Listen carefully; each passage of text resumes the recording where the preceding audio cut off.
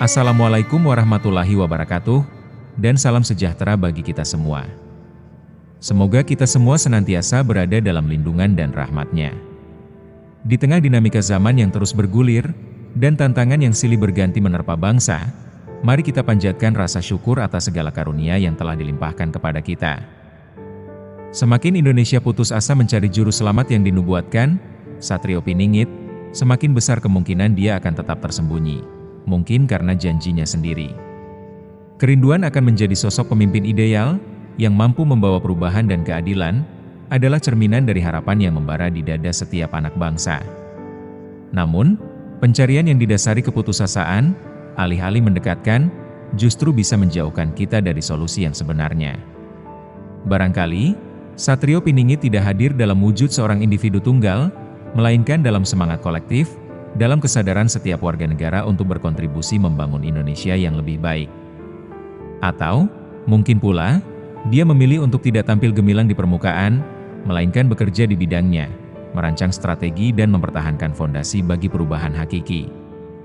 Justru dalam menyampaikan hal ini, kita ditantang untuk menemukan kekuatan dalam diri kita sendiri, untuk menjadi agen perubahan yang sejati, dan untuk mewakili masa depan bangsa dengan tangan kita sendiri.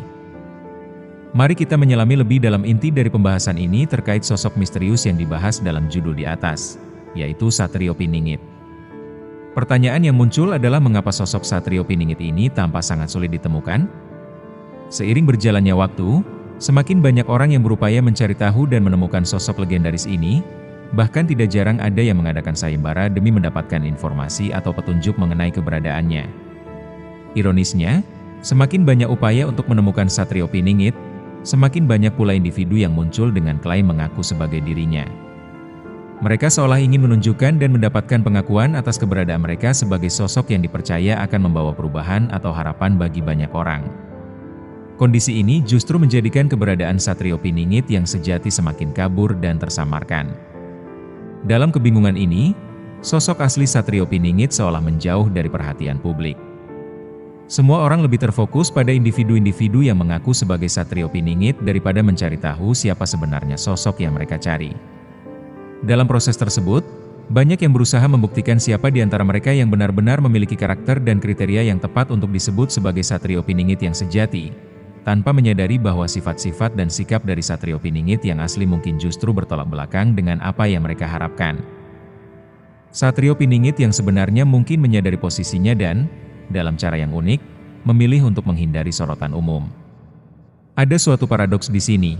Semakin banyak orang yang berusaha mencarinya, semakin ia ingin untuk tidak terdeteksi dan menghindar dari perhatian. Mungkin ia merasa bahwa segala upaya yang dilakukan untuk mengekor jejaknya adalah bentuk dari ketidakpahaman akan makna sejati dari sosok tersebut. Lalu, satu pertanyaan yang muncul adalah, apakah Satrio Piningit yang asli ini menyadari bahwa dirinya adalah sosok yang diharapkan dan dicari oleh banyak orang? Menyaksikan fenomena ini, rasanya hampir lucu dan sekaligus mengherankan melihat orang-orang berlomba-lomba untuk diakui sebagai Satrio Piningit. Mereka menunjukkan semangat dan kegigihan yang luar biasa, namun mungkin tidak sepenuhnya memahami esensi dari sosok yang mereka cari. Dalam pencariannya, Satrio Piningit mungkin jadi sangat selektif terhadap perhatian publik. Ia tampaknya tidak suka dipuja-puja, dan dengan rendah hati percaya bahwa segala pujian dan pengakuan seharusnya hanya ditujukan kepada sang pemilik alam raya. Disinilah mungkin terletak kedalaman pemahaman Satrio Piningit, sebuah refleksi tentang ketenaran dan pengakuan yang justru bisa menjauhkan dirinya dari tujuan serta esensi hidupnya yang sejati. Menyaksikan fenomena ini, rasanya cukup aneh dan sekaligus mengherankan melihat orang-orang berlomba-lomba untuk diakui sebagai Satrio Piningit. Dalam kerumunan yang penuh gairah ini, kita bisa melihat adanya beragam karakter dan motivasi yang mendorong mereka untuk mengklaim identitas yang, dalam konteks budaya dan spiritual, memiliki makna yang begitu dalam. Mereka menunjukkan semangat dan kegigihan yang luar biasa dalam pencarian mereka, seolah-olah penghargaan dan pengakuan sebagai sosok yang sangat dihormati itu adalah puncak dari pencapaian hidup mereka. Namun, mungkin ironisnya, tidak semua dari mereka sepenuhnya memahami esensi dari sosok yang mereka cari. Dalam pencariannya yang mungkin sangat kompleks ini, Satrio Piningit mungkin menjadi sosok yang sangat selektif ketika berhadapan dengan perhatian publik. Ia tampaknya tidak merasa nyaman jika selalu dipuja-puja atau dijadikan sebagai objek pujian. Bagi Satrio Piningit, segala bentuk pengakuan dan pujian seharusnya dibarengi dengan kesadaran spiritual yang dalam. Ia percaya bahwa segala pujian dan pengakuan seharusnya hanya ditujukan kepada Sang Pemilik alam raya, yang lebih berhak atas segala kehormatan dan penghargaan tersebut.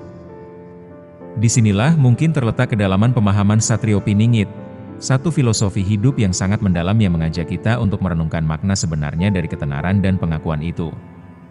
Dalam pandangannya, kepopuleran dan pengakuan yang berlebihan justru bisa menjadi penghalang yang menjauhkan kita dari tujuan hidup yang sejati. Satrio Piningit melihat ketenaran sebagai sesuatu yang sementara, yang bisa hadir dan menghilang, namun esensi dan tujuan hidup yang hakiki lebih penting untuk dijaga dan dijadikan pedoman. Refleksi ini menjadi sangat relevan dalam konteks kehidupan modern yang seringkali terobsesi dengan citra dan pengakuan, dan menggugah kita untuk kembali menyoalkan, apa sebenarnya yang kita cari dalam hidup ini? Satrio Piningit adalah sosok yang memancarkan nilai-nilai luhur dan cita-cita yang tinggi. Dalam pandangannya, bukanlah hal yang penting untuk mengetahui siapa dirinya, melainkan apa amanah besar yang ia emban. Tanggung jawab yang ditanggungnya sudah terasa sangat berat sehingga ia hampir tidak memiliki waktu untuk memikirkan kepentingan atau kebahagiaan pribadinya. Dalam pandangannya, memiliki keinginan pribadi tidaklah relevan, karena segala sesuatunya telah diatur dan ditentukan oleh Yang Maha Kuasa. Seorang Satrio Piningit bukanlah sosok yang mencari ketenaran atau pengakuan di tanah airnya. Ia tidak memiliki ambisi pribadi yang ingin dicapai. Sebaliknya, ia membawa amanah yang besar untuk Nusantara dan mengabdikan setiap sumbangsihnya demi kebaikan bumi pertiwi. Ia menyadari bahwa dengan semakin dikenalnya ia, semakin sulit untuk berkonsentrasi mempersiapkan diri menghadapi tanggung jawab besar yang dihadapinya. Oleh karena itu, ia tidak ingin orang-orang mengagungkannya, karena baginya, ia hanyalah manusia biasa, sama seperti setiap individu lainnya yang berjalan di bumi ini. Karena filosofi dan pandangannya ini, Satrio Piningit menjadi sosok yang sulit ditemukan. Ia seolah-olah tersembunyi, dijaga dan dipelihara oleh para pemomong dan leluhurnya, menunggu saat yang tepat untuk muncul. Namun, ia memiliki keyakinan yang kuat bahwa ketika waktu itu tiba, ia akan menunjukkan diri dengan penuh ketulusan dan cinta yang tulus terhadap bangsa dan tanah air. Saat itulah, ia akan siap untuk menjalankan amanah yang diemban dengan sepenuh hati, berkontribusi untuk kemajuan dan kesejahteraan masyarakat di Nusantara. Satrio Piningit menjadi simbol harapan bagi rakyat, mewakili keyakinan bahwa setiap individu memiliki peran penting dalam membangun masa depan yang lebih baik. Maka dari itu, mari kita bersabar dan menantikan waktu yang tepat. Suatu saat nanti, tabir misteri akan terbuka dan kita akan berkesempatan untuk melihat sosok yang selama ini kita nantikan. Sosok tersebut adalah Satrio Piningit, sahabat yang sangat kita cintai dan hargai. Namun, penting untuk diingat bahwa kita tidak boleh terlalu berlebihan dalam menunggu kedatangannya, sebab hal itu justru dapat membuatnya merasa sedih dan terbebani oleh harapan yang terlalu tinggi. Sementara kita menunggu, ada banyak tanggung jawab yang masih harus kita selesaikan. Hidup tidak berhenti hanya karena kita menantikan sosok tertentu. Kita memiliki banyak pekerjaan rumah yang perlu diselesaikan dan berbagai hal yang menunggu untuk kita tangani. Oleh karena itu, alihkan perhatian kita sejenak dari rasa rindu itu dan buka mata kita untuk melihat sekeliling. Ternyata, masih banyak orang di sekitar kita yang sangat memerlukan bantuan dan dukungan kita. Bantuan yang kita berikan tidak selalu harus bersifat materi, karena ternyata ilmu pengetahuan, keterampilan, dan dukungan moral juga merupakan bentuk bantuan yang sangat berarti. Memberikan sedekah bukan hanya soal uang atau barang, lebih dari itu, berarti memberikan waktu dan pengetahuan yang kita miliki kepada mereka yang membutuhkan. Jadi, sobat, mari kita tidak hanya berdiam diri dan berbincang tentang keinginan untuk membantu, tetapi bergeraklah untuk benar-benar memberikan kontribusi nyata kepada orang lain. Setiap tindakan kecil yang kita ambil dapat memberikan dampak yang besar bagi kehidupan orang lain. Sahabat Nusantara sekalian, dalam kehidupan ini, kita seringkali mengaitkan bantuan dengan aspek-aspek materi seperti uang atau barang. Namun, izinkan saya mengingatkan kita semua bahwa bantuan itu jauh lebih luas dan mendalam daripada sekadar hal-hal fisik. Bantuan sejati juga melibatkan segala upaya dan tindakan yang dapat kita lakukan untuk membawa kebaikan bagi orang-orang di sekitar kita. Mari kita fokus untuk meningkatkan kesejahteraan orang-orang yang ada di sekitar kita terlebih dahulu. Penting untuk kita mengingat bahwa sebelum kita melangkah ke tindakan yang lebih besar dan menjangkau komunitas yang lebih luas, kita harus menunjukkan kepedulian kepada sesama yang berlokasi lebih dekat. Peran ini bukan hanya tanggung jawab satu atau dua orang, seperti Satrio Piningit yang kita tunggu-tunggu, tetapi sebuah tanggung jawab kolektif yang harus diemban oleh kita semua. Oleh karena itu, kepada teman-teman yang selama ini menanti kehadiran Satrio Piningit, mari kita jangan berdiam diri dan menunggu. Mari kita bergerak bersama-sama untuk menciptakan lingkungan yang lebih makmur dan sejahtera dengan berbagai cara yang kita miliki. Dalam lingkup yang lebih kecil, kita bisa mulai dengan saling membantu satu sama lain, melakukan gotong royong, berbagi rezeki, atau bahkan hanya dengan memberikan dukungan moral kepada sesama. Jika kita bersatu dalam langkah kecil ini, saya yakin kebahagiaan akan terpancar dari wajah-wajah kita semua, penghuni bumi pertiwi yang indah ini. Mungkin Ibu Pertiwi sedang tersenyum menyaksikan kita semua berusaha dan bersinergi untuk kebaikan bersama. Kita semua memiliki harapan yang sama agar Satrio Piningit sejati bisa ditemukan tanpa menyembunyikan diri dalam kamuflase. Kita ingin sosok kepemimpinan yang nyata dan dapat diandalkan. Mari kita berdoa agar sosok ini hadir di tengah-tengah kita, membawa perubahan positif yang kita idam-idamkan. Sahabat Nusantara, ikatan kebersamaan kita adalah sesuatu yang sangat berharga.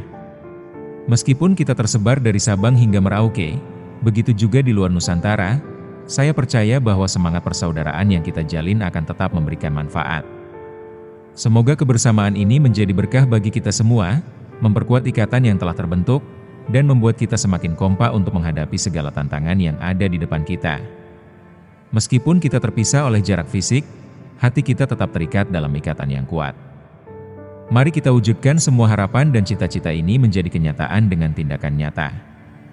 Bersama, kita bisa menciptakan kebahagiaan yang lebih besar dan menjadikan dunia ini tempat yang lebih baik untuk semua.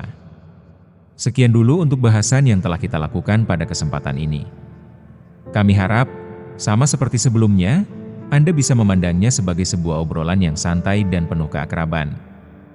Jika selama perbincangan ini ada hal-hal yang kurang berkenan di hati Anda, atau jika terdapat penjelasan yang mungkin kurang memuaskan, saya mohon maaf yang sebesar-besarnya. Semua kesalahan dan kekurangan yang terjadi sepenuhnya menjadi tanggung jawab saya. Mari kita saling memahami dan belajar dari satu sama lain. Wassalamualaikum warahmatullahi wabarakatuh. Semoga kita selalu diberikan kesehatan dan keberkahan dalam setiap langkah yang kita ambil. Salam hangat dan saling mendoakan kepada kita semua.